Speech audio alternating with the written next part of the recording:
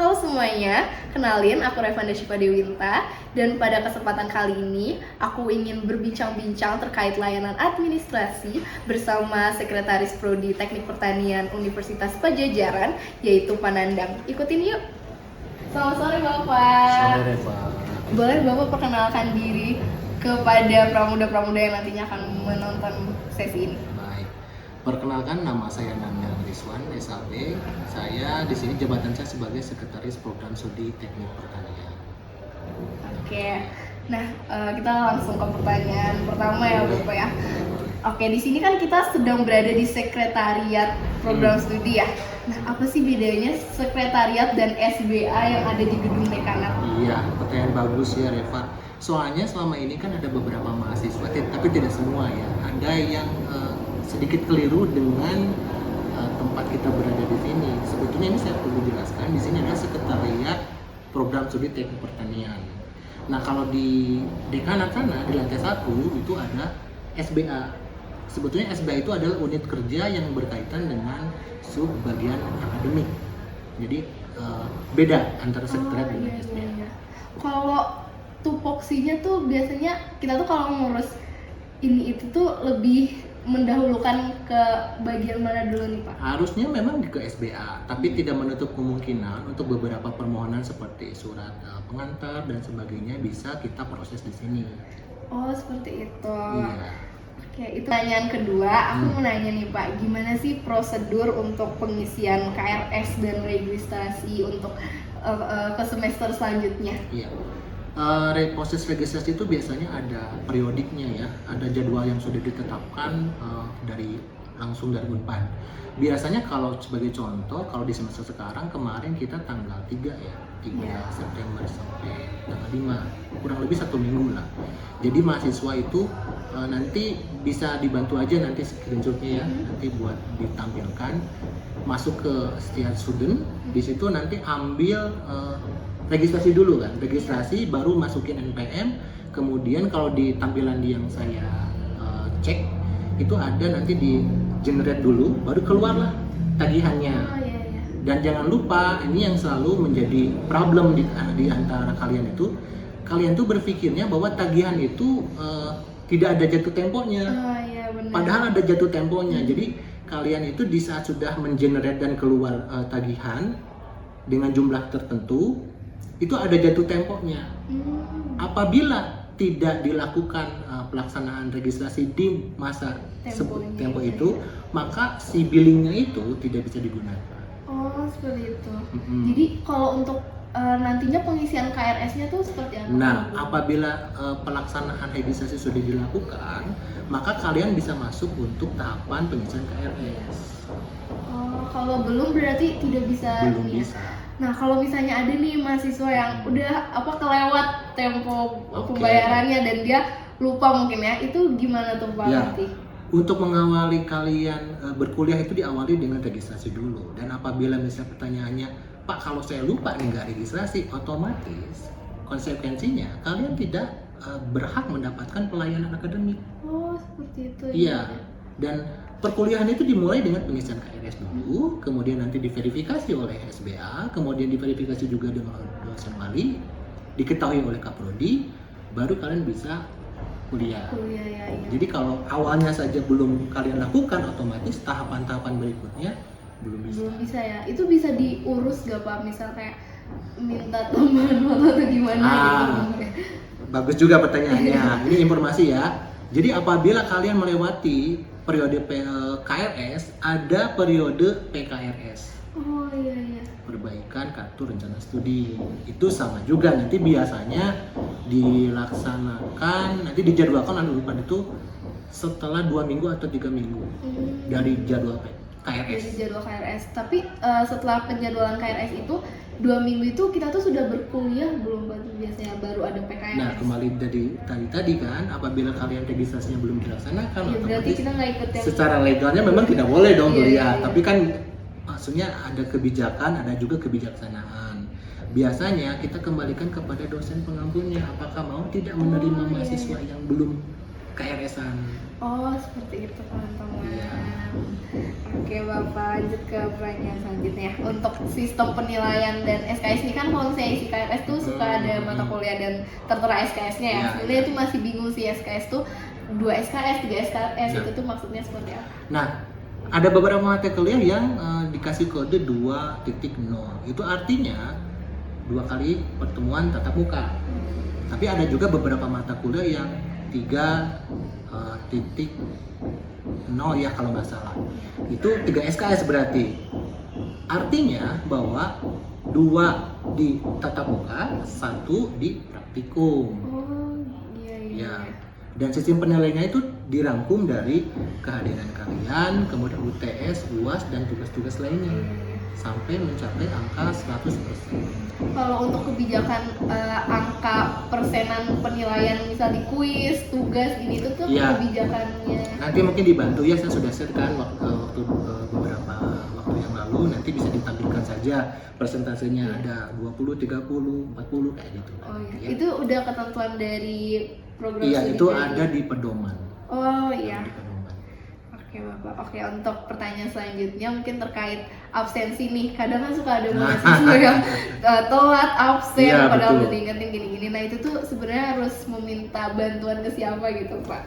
Saya perlu menegaskan bahwa absensi itu adalah hal yang paling penting di antara yang lain ya. Jadi karena sebelum kalian UTS itu minimal 80% harus tercapai gitu kan. Jadi tapi ternyata implementasinya banyak mahasiswa yang berbondong-bondong nih pas waktu mau UTS karena presentasinya kurang dari 80 gitu kan.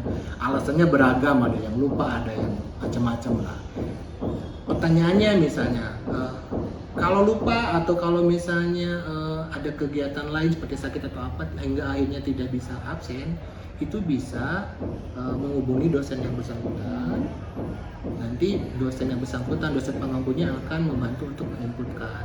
Tapi ada beberapa juga dosen pengampu yang mengizinkan kami di sekretariat untuk membantu Oh menginputkan. gitu. Oh iya. Iya. Catatannya memang harus ada secara tertulis Oh iya iya. dari dosennya mengizinkan bahwa mahasiswa yang bersangkutan dibantu untuk diinputkan, karena yang lebih tahu kehadirannya di kelas adalah dosen. Dosennya berarti konfirmasi dulu ke dosen Iya, yang betul. bersangkutan. Harus konfirmasi terlebih dulu. dahulu. Iya betul. Selanjutnya, oh ini dulu deh aku mau bertanya ini sebenarnya ini pertanyaan tiba-tiba tadi spontan. Boleh. Mudah-mudahan bisa bantu jawab ya. Iya, aku mau bertanya terkait ini kalau misalnya dispensasi gitu. Tadi kan aku juga habis penugasan nih ada surat dispensasi. Kadang tuh bingung gitu loh Pak, gimana ngasihnya dan apakah aku tetap terhitung hadir ataukah aku bisa absen Pak Ajis atau nantinya dosennya yang mengabsenkan atau Iya. seperti apa? Sebetulnya udah kenal sama kamu. Itu pertanyaannya. Jadi kalau misalnya kalian secara resmi ikut kegiatan-kegiatan yang mendukung kegiatan selain perkuliahan, tentu saja dispensasi itu diperbolehkan dengan catatan administratifnya harus lengkap.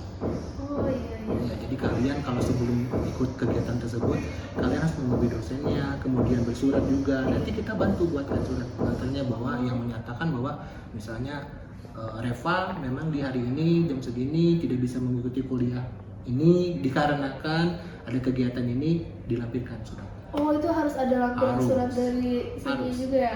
Harus. Seperti itu aku sebenarnya masih bingung karena dari kalau aku ikut kegiatan PSM gitu dari sananya emang ada surat dispensasi gitu tapi kadang nggak diterima atau gimana Nah, karena itu- aku bingung itu- prosesnya itu seperti apa. Itu diajukan Oh, itu diajukan harus nanti diajukan. kita bantu bikinkan suratnya dispensasi untuk disampaikan ke dosen-dosen pengampu Oh seperti itu. kuliah yang kalian tidak bisa ikuti karena ada kegiatan tersebut. Oke, Pak, terjawab sekali nanti aku selanjutnya akan seperti itu kalau Harus. Oke, pertanyaan selanjutnya terkait prosedur pengajuan beasiswa dan bantuan keuangan gitu untuk para Iya. mahasiswa. Kalau beberapa kegiatan bantuan itu memang banyak sekali ya. Beasiswa bisa dicek di portal Unpad, ada satu menu untuk kalian mencari beasiswa mana aja. Itu satu. Kedua juga kami juga selalu mendapatkan informasi kalau ada tawaran-tawaran beasiswa. Biasanya dari universitas masuk ke fakultas melalui Wadek, kemudian disampaikan ke Pak Manajer, Pak Arum. Pak Manajer juga akan menyampaikan ke kami sebagai Sekpro untuk kita reshare kembali ke mahasiswa. Jadi kalau saya punya grup WA yang perwakilan kelas dan ketua angkatan, saya share di situ. Itu satu. Kedua, caranya gimana gitu kan. Caranya kalau yang di website-nya Unpad itu bisa langsung ketahuan kalian harus ngapainnya gitu kan. Tapi kalau misalnya informasi untuk teknisnya itu bisa langsung ke menghubungi staf SBA. Oh, berarti ke SBA gitu Iya, ya. iya. Kalau di sini sekarang yang pegang beasiswa itu Pak Denny ya, Oh, oke. Lanjut tanya selanjutnya terkait prosedur cuti akademik dan juga drop out itu seperti apa? Intinya sama. Jadi kalian kalau di saat mau cuti karena sakit, karena tidak bisa berkuliah dalam waktu yang lama ya, kalian bisa mengajukan cuti. Atau mungkin karena kalian semester ini saya keuangan saya, misalnya orang tuanya belum bisa registrasi, akhirnya mengambil untuk cuti, bisa. Yang penting prosedurnya tetap harus dilakukan. Kalian mengajukan dulu surat permohonan ke prodi, kemudian dari prodi nanti kita proses, kita ajukan surat pengantar ke fakultas, nanti fakultas akan bikin surat ke universitas. Oh, nanti kalau misalnya kita cuti nih, berarti pas kita masuk lagi itu mengikuti semester sebelumnya yang kita Iya, lakukan dan ya? itu sebelum masa periode registrasi dan KRS. Oh iya, Harus sebelumnya. seperti itu ya. Oh, ya berarti nggak bisa selama udah kita ikutin nih semester ini. Oh, di tengah-tengah Semester maksudnya itu? nggak bisa. Oh, itu nggak bisa. Nggak bisa. Oke. Kalau di semester berjalan nggak bisa, pasti itu di awal sebelum masuk semester. Iya iya. Oke, Bapak, pertanyaan selanjutnya ya. Untuk pengajuan surat keterangan akademik. Oh, surat keterangan aktif ya. Iya. Itu banyak juga yang masuk ke sini. Itu biasanya keperluannya untuk apa? Kayak orang tuanya yang PNS itu untuk kebutuhan itu. Tinggal kalian mengajukan surat permohonan ke prodi, nanti kita buatkan surat pengantar seperti biasa ke fakultas, ke fakultas nanti dibuatkan suratnya yang nanti diterbitkan, dirilis dari kantor wakil dekan 1. Oh, berarti ke sini dulu Iya. ya biar di. Mahasiswa mengajukan permohonan ke prodi, kemudian prodi membuat surat pengantar yang diajukan ke Pak Wadik 1. Nanti dari Wadik 1 akan dirilis surat keterangan aktif kuliah untuk kebutuhan apa. Oh, iya. Kalau untuk persuratan gitu tuh biasanya lama nggak sih Pak? Kayak Ah. ada susah nggak sih Pak gitu? Tergantung ya, saya nggak bisa bilang itu lama atau cepat. Takutnya nanti kalau saya bilang cepat, kok Pak ternyata lebih dari 4 hari misalnya. Iya, Gitu iya. kan. Ya mungkin yang perlu kalian pahami itu bahwa kita itu adalah berinteraksi atau berkolaborasi dengan unit-unit yang lain. Contohnya sebagai kalau dari saya bikin surat bisa 1 hari selesai, gitu kan. Oh iya. Tapi kan saya harus juga berkoordinasi dengan Iya. SBA, berkoordinasi juga dengan sekretaris Wadek 1 kalau yang berkaitan dengan akademik, atau Wadek 2 gitu kan kalau berkaitan dengan hal yang lain gitu kan ya. Nah itulah yang mungkin kita memakan waktu. Iya. Tapi kita upayakan gitu kan sesuai dengan apa yang diinstruksikan pimpinan kita, jangan sampai lebih dari 3 hari. Kita gitu. upayakan. Oh iya. Oke, Bapak, selanjutnya. Oh ini ada pertanyaan aku sih ini. Prosedur kalau misalnya ada convert SKS itu sebenarnya prosedurnya seperti apa sih? Itu ya sebetulnya gini, itu berkaitan dengan PKL berarti ya, PKL dan Iya, magang. PKL dan magangnya ya. Itu biasanya dimulai di semester 5 kalau nggak salah, semester 5 ke atas lah. Jadi kalau PKL itu biasanya dilakukan itu di semester genap pelaksanaannya, tapi nanti kan kalian berjalan nih. Kalau PKL kan 1 bulan 2 bulan. Bedanya dengan magang bisa lebih dari 3 bulan gitu kan. Jadi otomatis kalau misalnya kalian mau magang harus direncanakan dari awal.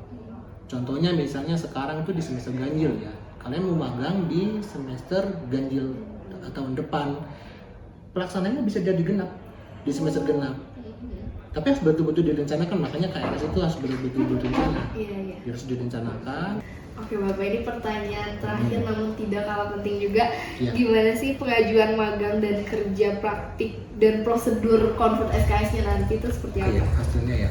Kalau magangnya itu kan programnya itu ada juga tetap di situsnya websitenya Unpad itu ada penawaran magang gitu. Dan kalian bisa lihat di situ ada banyak sekali penawaran magang gitu kan untuk kalian.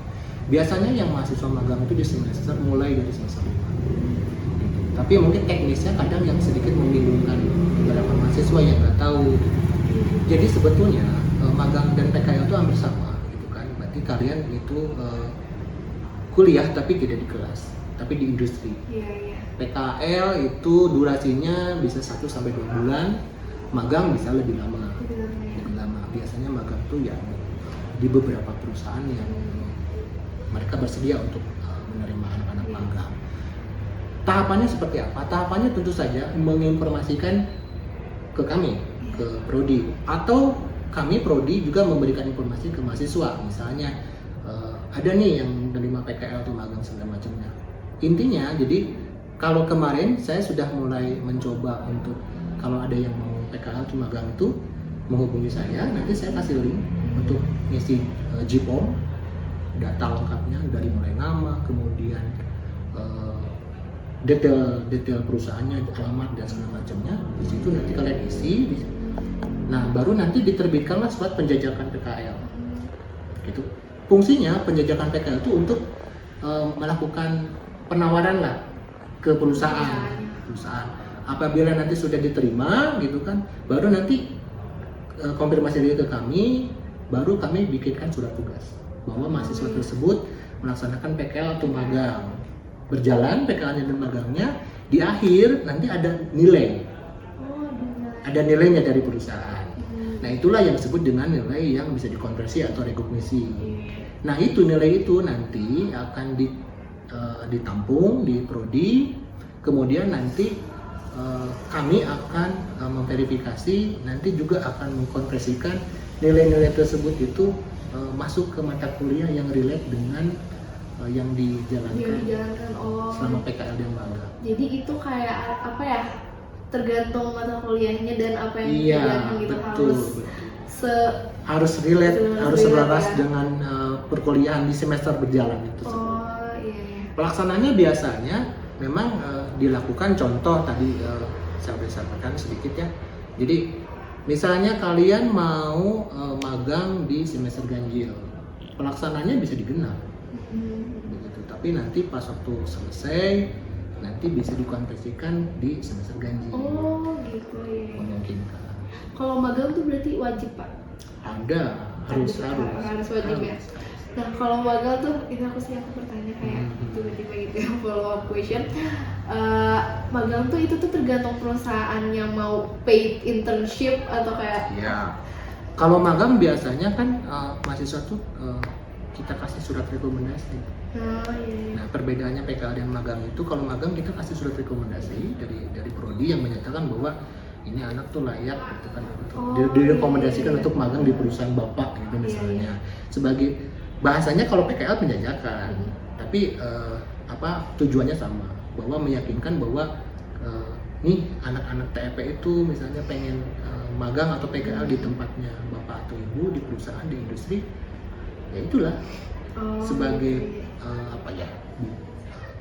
kalimatnya penawaran lah.